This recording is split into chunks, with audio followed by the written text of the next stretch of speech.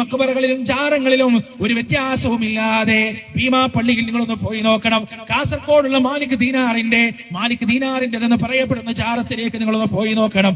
ആണും പെണ്ണും വ്യത്യാസമില്ലാതെ അവരതാ നിരന്നങ്ങനെ കിടക്കുകയാണ്. പല കുടുംബങ്ങൾ ഒരുമിച്ചങ്ങനെ കിടക്കുകയാണ്. അവിടെയൊന്നും ഫിത്നയില്ല. എന്നാൽ അള്ളാഹുവിന്റെ ഭവനത്തിലേക്ക് സ്ത്രീകൾ പോകുമ്പോ അത് ഫിത്നയാണ്, അത് ഫസാദാണെന്ന് പറഞ്ഞ് ഈ ഹറമിൽ പോലും സ്ത്രീകളെ നിസ്കരിക്കുന്നതിൽ നിന്ന് തടയുകയും എന്നിട്ട് അവരെ ചൂഷണം ചെയ്യുന്നതിന് വേണ്ടി ജബറുൽ നൂറിലേക്കും ജബറുൽ തൗറിലേക്കും അവരെ കൊണ്ടുപോകുകയും ചെയ്യുകയാണ്. 200 റിയാലോ 300 റിയാലോ കൊടുത്താൽ പോകാൻ പറ്റുന്ന ബസ്സുകൾ, ആ ബസ്സുകളിൽ കൊണ്ടുപോകുന്നതിന് വേണ്ടി ഒരാളുടെ കയ്യിൽ നിന്ന് 50 റിയാലും 100 റിയാലും വാങ്ങിച്ച് വലിയ പണം പിടിക്കൊണ്ട് അവരത് അവിടെ കൊണ്ടുപോകുകയാണ്. എന്നിട്ട് ആ സൗർ ഗുഹയിൽ കയറ്റിക്കൊണ്ട് ജബലുൽ നൂറിൽ കയറ്റിക്കൊണ്ട് എന്തോ പ്രതിഫലം ഉണ്ടെന്ന് വിചാരിച്ചിട്ടാണ് ഈ പാവം സ്ത്രീകൾ 50ഉം 60ഉം വയസ്സുള്ള മുട്ടുവേദനയുള്ള കാലിന് വയ്യാത്ത കയ്യിന് വയ്യാത്ത ഈ ഉമ്മമാരൊക്കെ വലിഞ്ഞു കയറുകയാണ്. എന്ത് പ്രതിഫലമാണ് പ്രിയപ്പെട്ടവരെ അല്ലാഹുവിന്റെ റസൂല് പഠിപ്പിച്ചിട്ടുള്ളത്?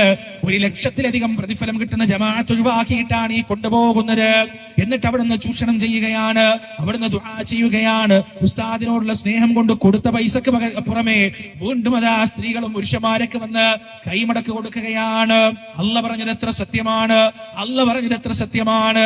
ഒരു മരിച്ച വീട്ടിൽ യാസീൻ ഓതി കഴിഞ്ഞാൽ അതിനും സാധാരണക്കാരൻ പൈസ കൊടുക്കണം. ഒരു മയ്യത്തിനെ കബറടക്കി കഴിഞ്ഞാൽ തൽഖീൻ ഓതുന്നതിന് ഒരു സാധാരണക്കാരൻ പൈസ കൊടുക്കണം. ഗൾഫിലേക്ക് പോകുമ്പോ ഗൾഫിൽ നിന്ന് വരുമ്പോ ദുആ ചെയ്തതിന് ഒരു സാധാരണക്കാരൻ കൈമടക്ക് കൊടുക്കണം. മൗലൂദ് കഴിച്ചാൽ കൈമടക്ക് കൊടുക്കണം. റാത്തീബ് കഴിച്ചാൽ കൈമടക്ക് കൊടുക്കണം. പണമില്ലാത്ത എന്താണുള്ളത് പ്രിയപ്പെട്ടവരെ? അതുകൊണ്ടാണ് പടച്ചറബ് വളരെ കൃത്യമായി പറഞ്ഞത്, ലയകുലൂന അംവാലന്നാസി ബിൽ ബാത്തിൽ. അന്യായമായി ജനങ്ങളുടെ സമ്പത്ത് അവരതാ തിന്നുകൊണ്ടിരിക്കുകയാണ്. എന്നിട്ട് അവര് ചെയ്യുന്നത് എന്താണ്?